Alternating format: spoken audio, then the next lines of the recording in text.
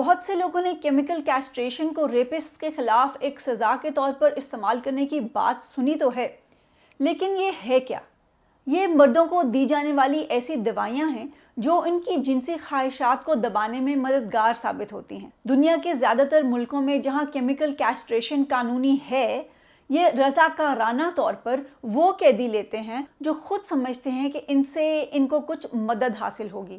اس میں کھلے عام عبرت کا وہ نظارہ جو کیسٹریشن کا لفظ سن کر عام لوگوں کے ذہنوں میں آتا ہے ممکن نہیں، کیونکہ دیکھنے میں یہ ایک بے ضرر سا عمل ہے۔ دوائی کھائی اور اپنے لیبیڈو کے کم ہونے کا انتظار کیا۔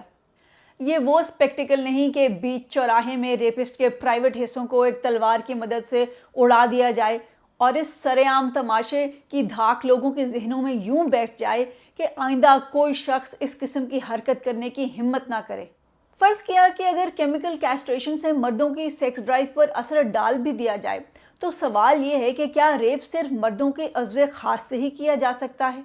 دہلی ریپ کیس میں لوہے کی راڈ کا استعمال کیا گیا۔ یہ اور اس قسم کے دوسرے واقعات ہمیں سمجھاتے ہیں کہ ریپ کا تعلق صرف جنسی ہوس سے نہیں، ایک شخص کا تشدد کے ذریعے اپنے آپ کو دوسرے کمزور شخص پر مسلط کرنے سے بھی ہے۔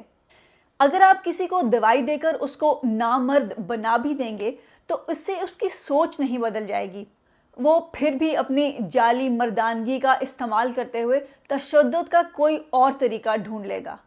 ویسے بھی ریپسٹ صرف وہ شخص نہیں جو عام معاشرے سے بالکل الگ تھلگ کھڑا ایک مانسٹر ہو۔ ہم سب لوگ اس ریپ کلچر کا حصہ ہیں۔ سزا کے ساتھ ساتھ آپ کو پورے معاشرے میں پھیلے ہوئے ریپ کلچر کے بارے میں بھی سوچنا پڑے گا۔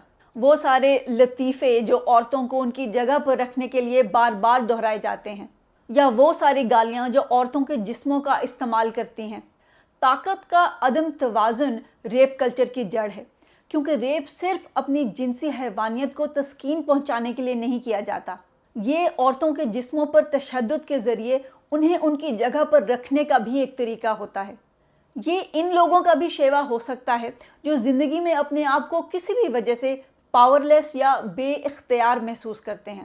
ان کو لگتا ہے کہ یہ بے اختیاری ان کی مردانگی میں کمی لے آئی ہے، کیونکہ دنیا بھر میں مردانگی کو طاقت اور کنٹرول کے ساتھ جوڑا جاتا ہے۔ جو کسی چیز کو جسمانی طور پر تسخیر نہیں کر سکتا وہ مرد نہیں۔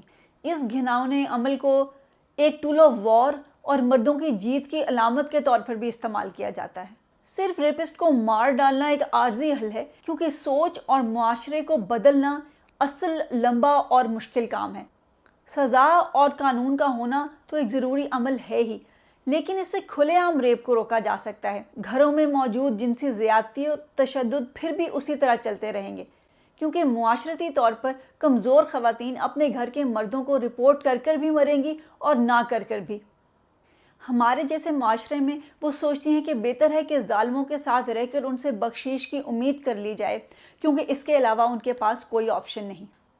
ہم بچپن سے سعودی عرب کی داستانیں سنتے آ رہے ہیں، جہاں اس لیے کوئی جرم سرزد نہیں ہوتا کیونکہ وہاں سزائیں بہت کڑی ہیں، لیکن اس بیانیے کو ان عورتوں کی وہ رپورٹیں جھٹلاتی ہیں جن کو عمرے اور حج کے دوران جنسی طور پر ہراساں کیا گیا۔ اگر آپ ٹویٹر پر trend mask me too search کریں تو آپ کو سینکڑوں ایسی کہانیاں ملیں گی، لیکن پھر کیا جا سکتا ہے؟ میرے لیے ایک امید کی کرن اس کتاب humankind a hopeful history میں نظر آئی۔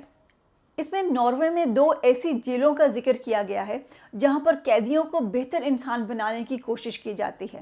ماہرین کا کہنا ہے کہ ناروے کی جیلوں اور معاشرے کی انسان دوست اصولوں کی وجہ سے وہاں کا ریسیڈیوزم ریٹ، یعنی کسی مجرم کے دوبارہ جرم کو کرنے کی شرح دنیا میں سب سے کم ہے۔ ایک غریب ملک کا ناروے بننا تو کوئی آسان کام نہیں، لیکن ہم دوسروں کی اچھی مثال سے کچھ سیکھ ضرور سکتے ہیں۔